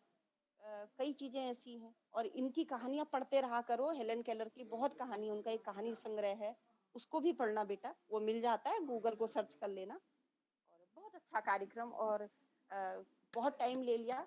आदरणीय जोशी जी, मतलब भावुक हो जाती हूँ, ऐसे क्षण है। और ये जो प्रयास है साहित्य का, बच्चों में साहित्य की रुचि हम लोग जगा रहे हैं, और सच में ये जो बच्चे जुड़े रहते हैं, मुझे लगता है इनको थोड़ा सा और अगर हम अच्छा एक मंच दें, बाल सुलभ और उनकी जिज्ञासाओं को शांत करने के लिए थोड़ा सा रोचक बनाना पड़ेगा। जी, बहुत धन्यवाद। बहुत सबको प्रणाम। मंच पे जितने लोग भी जुड़े हैं सबको प्रणाम करती हूँ। बहुत बहुत धन्यवाद। आपने बहुत सुंदर अपनी बातों से हम सब का मार्गदर्शन किया, बच्चों का मार्गदर्शन किया है, और बच्चे निश्चित रूप से प्रेरित होंगे और उनको निश्चित एक दिशा आपके व्याख्यान से मिली। तो मैं आभार व्यक्त करता हूं हमारे समस्त जुड़े हुए लोगों का आज के इस कार्यक्रम में, क्योंकि यह पहला प्रयोग था बच्चों का एक अपनी कहानी वाचन का, क्योंकि ये कोरोना काल के अंतर्गत ये बच्चों के लिए अभी शिक्षक इनके सामने नहीं आ पाए। हिंदी की कक्षा में कैसे पाठन हो कैसे हो, लेकिन फिर भी बच्चों ने घर पर ही अपना अभ्यास किया है। कई शब्दों में त्रुटियां रह गई थी उच्चारण की, वो हम उसको सुधार लाएंगे, हम बच्चे ऐसे अपेक्षा करता हूँ। और जो हमारी तैयारियां इस बारे में कुछ नहीं थी, हमने तुरंत कहा, बच्चे तैयार हो गए, सहमत हो गए, और एक तो ऐसे थे कि एक अब्सेंट हो गए, एक तुरंत नए आ गए, और उनकी भी जो कहानी उनने बताई थी वो भी चेंज हो गई और दूसरी कहानी उनने पढ़नी शुरू कर दी। ये एक प्रयोग है जो सर बिल्कुल मेरा जैसा हुआ। हाँ, मैं बाहर थी और कारगिल दिवस की जो हम आज विजय दिवस मना रहे हैं, तो मेरा क्लासमेट था मेजर राजेश अधिकारी, तो उसके लिए श्रद्धांजलि स्वरूप हम लोग एक जगह गए थे, और जब आपका कॉल आया तो मैं वहीं पे थी। और जी।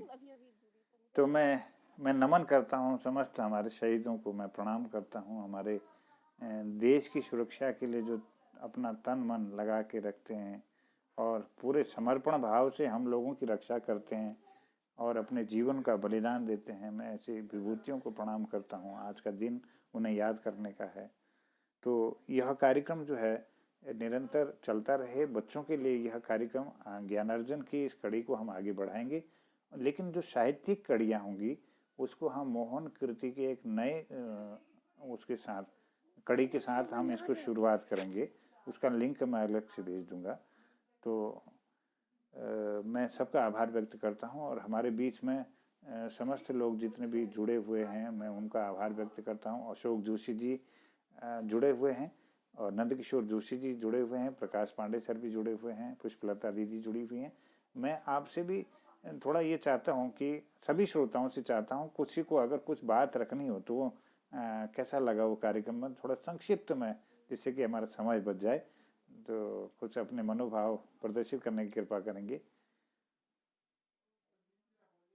अब एक एक को बुलाना तो बहुत समय ले लेगा, लेकिन जिसके मन में कोई भाव है कुछ वो बोलना चाहता है, कैसा लगा ये कार्यक्रम, संक्षिप्त में 1 वाक्य 2 वाक्य में थोड़ा सा आपके आशीर्वाद का अपेक्षा के साथ में आमंत्रित करता हूँ। थोड़ा सा भूमिका जोशी को एक बार फिर बोल दीजिए कि थोड़ा सा 2 शब्द बोल दे। बहुत बढ़िया वाचन उसका।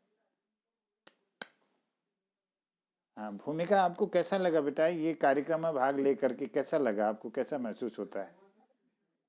सर बहुत अच्छा लगा इस कार्यक्रम में भाग लेकर। वाह, हमें भी बहुत अच्छा लगा। Thank you very much. बहुत अच्छा लगा बेटा, बहुत बहुत पढ़ने का तरीका भी आपका अच्छा था, और थोड़ा सा प्रयास करोगे तो बहुत अच्छा होगा। चलिए जी मैडम। तो और अशोक जोशी जी कुछ बोलना चाह रहे हैं सर? थोड़ा अनम्यूट कर लीजिए, अनम्यूट म्यूट है आपका।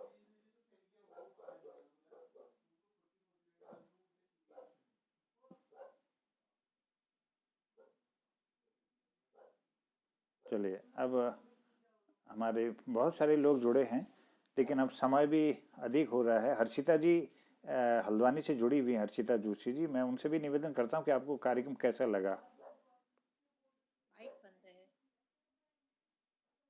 पुष्पलता दीदी जी, आपसे निवेदन है। माइक बंद हो रहा है, आवाज नहीं आ रही है। जी थोड़ा माइक अनम्यूट कर लीजिए ना, माइक बंद है आपका।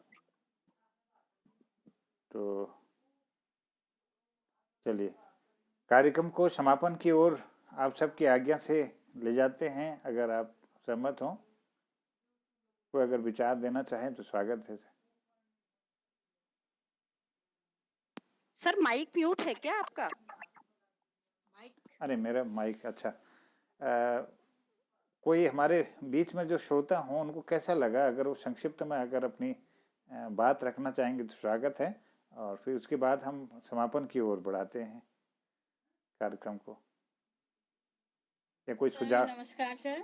नमस्कार मैं फर्स्ट बोल रही हूँ। जी, स्वागत। आपको कैसा लगा?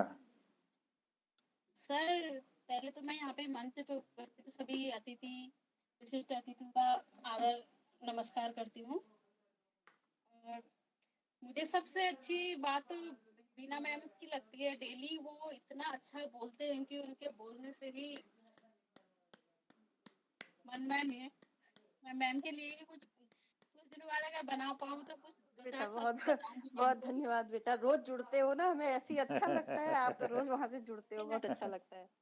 वाह। धन्यवाद। आप जो हमें जानकारियाँ देते हो, जो हमारे उत्तराखंड के ही अंदर की चीजें हमें बताते हो, और आजकल के बच्चों को क्या सुनना चाहिए, क्या पढ़ना चाहिए, ये चीजें आप बताते हो, बहुत ही अच्छा है। पहले जब हम छोटे थे तो हमारे लोग हमें सुनाते थे, कहानियाँ दादी लोग सुनाते थे। अभी तो ऐसा रहा नहीं, क्योंकि बच्चे टीवी पे कार्टून और इन चीजों पे ज्यादा ध्यान देने लग गए। फिर भी थोड़ी बहुत है मैम, आपका मैं बहुत बहुत धन्यवाद करती हूँ कि आप हमें वहाँ जिस चीज के बारे में हमें पता नहीं होती उस चीज की नॉलेज देते हो। आपका बहुत बहुत धन्यवाद। धन्यवाद सर। धन्यवाद। वाह वाह वाह, बहुत धन्यवाद। सुंदर, बहुत सुंदर, बहुत सुंदर। खष्टी जी ने अपने विचार रखे और हमारे बीच में पूरन कांडपाल सर भी यहाँ पर जुड़ चुके हैं। मैं उनका भी हार्दिक आभार और धन्यवाद करता हूँ और आपसे निवेदन करता हूँ कि कुछ इस संदर्भित अपने विचार देने की कृपा करेंगे। सर एक मिनट सर। और जिन भी बच्चों ने आज यहाँ पे अपनी कहानियाँ रखी, उन बच्चों को मैं धन्यवाद बोलना चाहती हूँ, क्योंकि ये एक प्लेटफॉर्म है जो सबसे आगे वो बिना हेजिटेशन के अपनी बात रख पा रहे हैं, बोल पा रहे हैं। तो विगत 2 सालों से जो चल रहा है, हमारे बच्चे घर में हैं, अपने परिवार के अलावा वो मिल नहीं पा रहा है। और सर आपका धन्यवाद कि आपने ये मंच दिया मुझको बोलने के लिए। बहुत बहुत बहुत आभार, बहुत बहुत अभिनंदन सभी का, क्योंकि यह थोड़ा हमें लगता है कि बच्चों को जोड़ा जाना चाहिए, लेकिन अभिभावक को अगर जितने संवेदनशील होंगे उतना अधिक इस कार्यक्रम का वो लाभ ले पाएंगे।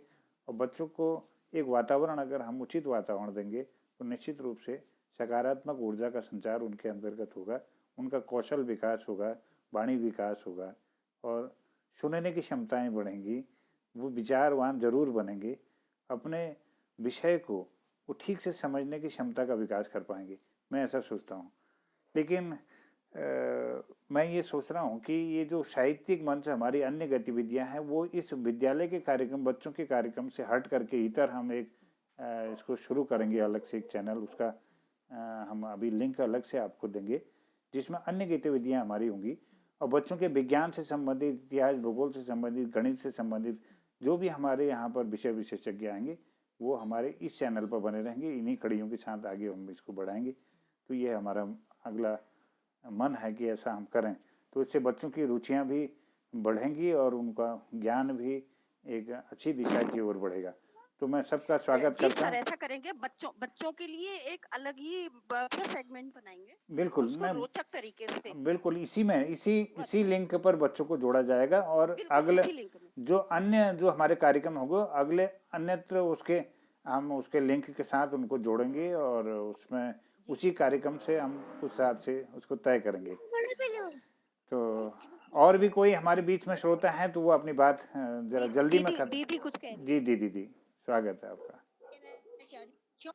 और कुछ कार्यक्रम रखा जा सकता है, जैसे बच्चे श्लोक का वाचन करें। जी स्वागत है। श्लोक वाचन जी तो जी कक्षा से चलने लगी है। जी जी तो जी 1 तक के यदि और इंटर तक के भी बच्चे आते हैं जी जी वाचन हो सकता है। दूसरा कविता वाचन है, वो अपने से रिलेटेड या आगे कुछ और। जैसे कहानियां बहुत लंबी हो जा रही हैं, बच्चे पूरा वाचन नहीं कर पा रहे ढंग से, तो अगर उनको पहले कह दिया जाए कि लिंक के साथ ही कि आप कम से कम 3 बार अपनी कहानी को रिपीट कर पढ़िए जी और उसके बाद प्रस्तुत। बिल्कुल बिल्कुल। और कहानी से संबंधित ज्यादा अच्छा ये होगा, बच्चों के दिमाग, मन, मस्तिष्क में वो बात तब स्थायी होगी कि कहानी से संबंधित प्रश्न दूसरे बच्चों से पूछा जाए। जैसे एक बच्चा आज कहानी सुना रहा है, दूसरे बच्चे से कहा जाए, प्रश्न पूछे यहाँ पर कि बताइए उस संदर्भ में कुछ 4 प्रश्न बना ले कहानी के, और अगला बच्चा उसका उत्तर दे, तो पता लगेगा बच्चा कितना ध्यान दे रहा है। बिल्कुल बिल्कुल और कितना बिल्कुल बहुत सही, बिल्कुल सही बोला। क्या शिक्षा ग्रहण की है, तो उत्तर सार्थक होगा। अभी सुना और वो दिमाग से उतर गया। अच्छी तरह स्पष्ट वाचन करें और बहुत लंबी कथा का चुनाव ना करें, थोड़ी छोटी कथा लें, कहानी लें, बहुत सी कहानियां हैं। अगला भी आप रख सकते हैं कार्यक्रम, लेकिन थोड़ा बदलाव के साथ। बिल्कुल, ऐसे निश्चित। ही जो कविता है किसी कवि की, तो भाई क्या मुख्य भाव हैं, आप थोड़ा सा भाव समझते हैं बताइए। तो इस तरह से प्रस्तुति, और गीत में लयबद्ध तरीके से गाएं, चाहे सस्वर वाचन करें, चाहे आधुनिक कविता के तौर पर बोलें, तो थोड़ा सा इस तरह प्रयास करें। और आगे चलकर हमारी पहेलियां चलती हैं, हम उसको भी साहित्य में ला सकते हैं। संस्कृत में पहेलिका होती है, हिंदी में पहेलियां हैं, और पहाड़ी में आपके आए, तो हम किसी भी तरह की इस तरह की प्रतियोगिता रख सकते हैं। कभी बिल्कुल। हम बच्चों का हम अंताक्षरी करते हैं, तो उसमें राष्ट्रीय देशभक्ति से संबंधित, अच्छे गीत भजन संबंधित, दोहा और ये पदों से संबंधित हम ऐसा उनसे अंताक्षरी करवाएं। हम 8 बच्चों की या 6 बच्चों की टोली बनाते, और उनके हम वहां पर ही वो ऑनलाइन हो, सामने ही हो, लाइव हो। जी जी जी, तो इस तरह रोज का कार्यक्रम थोड़ा थोड़ा धीरे धीरे अगर इस तरह की बातें बहुत करें, तो अच्छे बच्चे सुझाव। जी जी, आपका बहुत बहुत आभार जी। निश्चित इस दिशा में हम सब लोग मिल करके प्रयास करेंगे। बहुत अच्छा लगा। प्रकाशन पांडे सर भी हमारे साथ जुड़े हुए हैं हरिद्वार से, कनखल जगदीपुर से। मैं उनका भी हार्दिक अभिनंदन करता हूं। आपको कार्यक्रम कैसा लगा, इस बारे में अपना संक्षिप्त विचार देने की कृपा करेंगे। प्रकाश पांडे सर, प्रणाम है आपको, स्वागत है। आपका माइक अनम्यूट कीजिए सर। माइक ऑन, सुनाई नहीं दे रहा। सभी मंच को उपस्थित विदुषियों का और विद्वानों का मैं हार्दिक स्वागत करता हूँ। नमस्कार जी, और आपको बहुत बहुत बधाई देता हूँ कार्यक्रम की सफलता पर। बहुत सुंदर सुंदर कार्यक्रम यहाँ संचालित कर रहे हैं, और सब विद्वान लोग और विदुषियाँ इस कार्यक्रम में शामिल हो रही हैं। मैं पुष्पलता जोशी जी जो लगातार जुड़ी हुई हैं, और बीना भट्टाचार्य जी जो लगातार सहयोग दे रही हैं, और मनी जी इस कार्यक्रम में उपस्थित रहती हैं, तथा विद्वानों में पुरुषों में दिनेश भट्ट जी हैं, और दिनेश महतोलिया जी हैं, मदन सिंह बिष्ट जी हैं। उन लोगों ने बहुत अच्छे अच्छे ज्ञानवर्धक चीजें हमारे बच्चों के सामने और हम लोगों के सामने भी रखी, क्योंकि हम भी लाचारी हैं, वेल ट्रेंड तो हम अपने आप को नहीं मान सकते हैं, क्योंकि जो ज्ञान उनके पास है वो ज्ञान हम लोगों के पास नहीं है, और हम लोग भी उस ज्ञान से लाभान्वित होते हैं। मैं मोहन जोशी जी आपको पुनः बधाई देता हूँ इस कार्यक्रम को करने के लिए, और उम्मीद करता हूँ इसी प्रकार आप सभी लोग परिश्रम कर रहे हैं और अपना समय दे रहे हैं। आपकी तरफ से तो आप धन्यवाद देते ही देते हैं।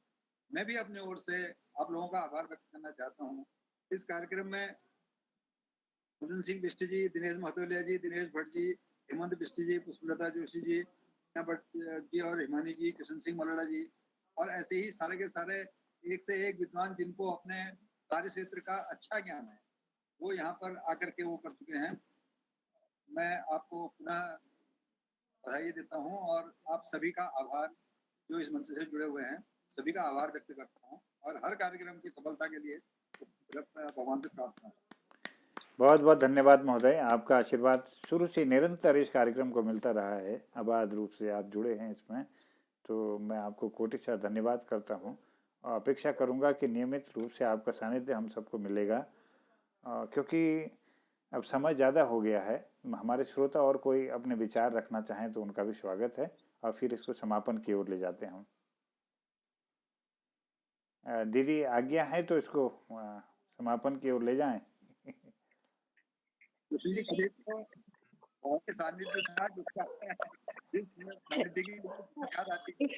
और एक बात और कहना चाहूंगी कि इतने सारे लोग जुड़े हैं, और आपने जो शुरू किया है काम, उसको एक मुहिम बनाएंगे हम लोग, और हम आपके साथ हैं। वाह वाह वाह, नहीं यही आपका जो सानिध्य है ना वही हमारी ऊर्जा है। हमारी ऊर्जा तभी है, हमारे भी बैठने को मन तभी करेगा जब कोई लोग इसमें जुड़े रहेंगे, कुछ लोग सुनेंगे, कुछ प्रतिभाग करेंगे, तब कोई नई नई चीजें निकल करके आएंगी। मैं अकेला बैठा रहूं तब तो कुछ नहीं होना है। बैठा तो मैं पहले भी था, अभी भी बैठा रहूं तो कुछ नहीं होना है।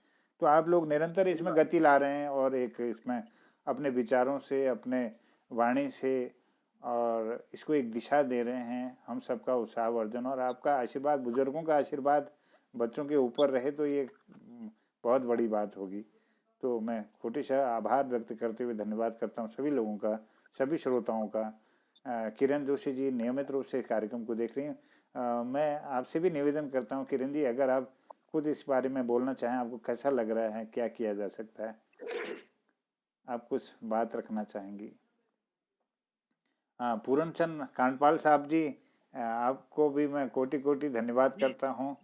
आज इस विजय दिवस पर, विजय दिवस पर आपके लेख मैंने आज जी स्वागत सर, स्वागत अपन लोग ना आपको आशीर्वाद जनक। मैं एक बात कहना चाहूँ अगर इजाजत दिला। जी जी जी, स्वागत स्वागत सर, स्वागत। आपके हर बात के पुष्पलता जोशी जी को सुना था, बहुत अच्छा बोलती हैं और उनकी कल कविता भी सुनी और कल का कार्यक्रम मुझे अध्यक्ष बनाया था, मैं कोई समीक्षा भी नहीं कर पाया क्योंकि वो थोड़ा सा लंबा हो गया था, जैसा कि वो भी कह रही थी अभी कार्यक्रम। और पुष्पलता जी से मैं एक निवेदन ये करना चाह रहा था कि हमारे देश के में 11 पहाड़ी राज्य हैं। अभी जैसे आपने कहा था कि पहाड़ी में अणकंत, मैं निवेदन करना चाहूँ, बहुत विनम्रता साथ कहना चाहूँ कि पहाड़ी शब्द जाकर कुमाऊनी शब्द प्रयोग कर ला तो मेरे और निवेदन को स्वीकार करिए। कि नागालैंड बटी और जम्मू कश्मीर तक टोटल 11 पहाड़ी राज्य हैं। इनको हिल स्टेट कहते हैं। इन सभी राज्यों की अपनी भाषा है और सभी पहाड़ी भाषाएं कहलाती हैं। हमारे उत्तराखंड की मध्य हिमालय में जो हम हैं, इसकी भाषा यहाँ पर भी अन्य भाषाओं के अलावा वो जो हैं संविधान में कुमाऊनी और गढ़वाली और जौनसारी, जिसमें जौनसारी के थोड़े से कम बोलने वाले हैं, और कुमाऊनी गढ़वाली के लगभग 60 लाख लोग हैं। तो बस इतना ही कहना चाह रहा था कि वो शब्द पहाड़ी जगह सभी लोगों को मैं देखता हूँ यार, वो पहाड़ी में बला रही और वो देशी में बला रही। पहले ऐसा कहीं देशी में बात कर रहा था वो,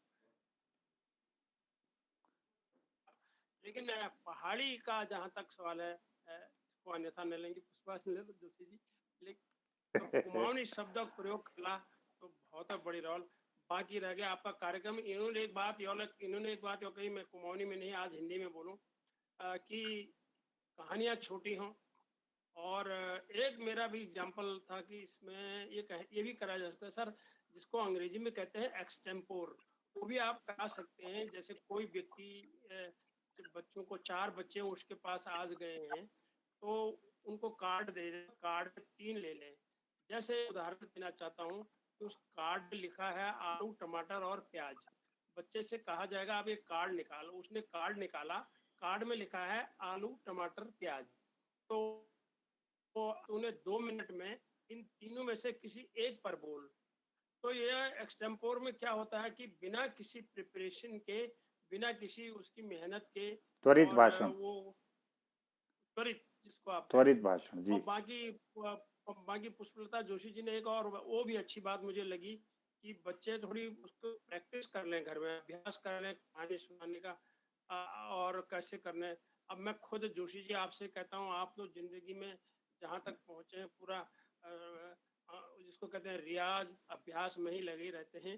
तो बिना अभ्यास के कुछ होगा नहीं, कविता भी नहीं पढ़ी जाएगी, न गीत गाया जाएगा और न कोई आगे का कार्यक्रम होगा। इतना कहते हैं समय लेते हुए आपके कार्यक्रम अच्छे हैं। आज अचानक मैं आया हूँ, बहुत स्वागत सर। में आऊंगा, मुझे बड़ा अच्छा लगा कि मैं तो चाहता था कि ये सिर्फ बच्चों का ही होगा। अब कल से भी मैं प्रयास करूंगा कि कोई भी कार्यक्रम में मैं छोड़ू नहीं उसको, चाहे मैं 10 मिनट 20 मिनट 15 मिनट के लिए आऊं। अब मुझे तो ज्ञान मिलता है क्योंकि जोशी साहब मैं छात्र हूँ, छात्र ही रहना चाहता हूँ। क्या बात, ये आपकी महानता, ये आपकी महानता है साहब। और सर मेरा भी प्रणाम स्वीकारिए, हल्द्वानी से बीना भट्ट। अच्छा बहुत तो सुबह कांडपाल जी, मैं थोड़ा सा एक यह सुझाव आप सबके सामने रखना चाह रहा हूँ। ज्ञानार्जन जो ये जो कड़ी अभी 25वीं कड़ी चल रही है, इसको हम विज्ञान को लेकर के, मैथमेटिक लेकर के, अन्य जो विषय बच्चों के हैं उससे संबंधित इस क्रियाकलाप इस चैनल पर रखेंगे। और जो साहित्यिक गतिविधियां अन्य जो बड़े लोगों का होगा, जिसमें उसको हम पृथक रूप से एक अलग से आपको एक लिंक देंगे, उस पर हमारे कार्यक्रम जारी रहेंगे। और जो 26वीं कड़ी है वो इस तरह से हम इसको जोड़ेंगे। मैं ऐसा सोच रहा हूँ कि जिसमें बच्चों का समय ज़ाया ना हो। कुछ बच्चे जुड़ रहे हैं फिर बाहर निकल जा रहे हैं, उनके मतलब कि यहाँ कोई चीज़ उनको कभी कभी नहीं मिल पाती है। तो जब तक हमारे पास कोई विशेषज्ञ नहीं मिल पाते, कोई वैज्ञानिक मिल जाए, कोई विशेषज्ञ हमारे पास मिलते हैं, उन 3 हम बच्चों को जोड़ेंगे और उसका लिंक देंगे। जब वो निश्चित हो जाए तब देंगे। बाकी हमारे कार्यक्रम सतत रूप से चलते रहेंगे, वो दूसरे चैनल से हम इसको संचालित करना चाहते हैं, ऐसा मेरा मन है। तो आप सबका आशीर्वाद इसमें मिलेगा और निरंतर बने रहिए। और नए आप लोगों से सीखने का बहुत, मेरे लिए बहुत ही अच्छा अवसर मिल गया है कि इतने लोगों का आशीर्वाद सब मुझे मिल रहा है और मुझ पर कृपा बरस रही है आप सबकी। तो मैं समापन की ओर ले जाते हुए सबको प्रणाम करता हूँ और आभार व्यक्त करता हूँ। आपने जो समय दिया, अपने विचारों से हम सबको कृतार्थ किया, बहुत बहुत आभार, बहुत बहुत धन्यवाद। शुभरात्रि, प्रणाम। आपको बधाई जोशी जी, जय। और सभी सज्जनों को प्रणाम करता हूँ जय। अपनी ओर से भी। और धन्यवाद जी ने दर्शन दिए, बड़ा अच्छा लगा।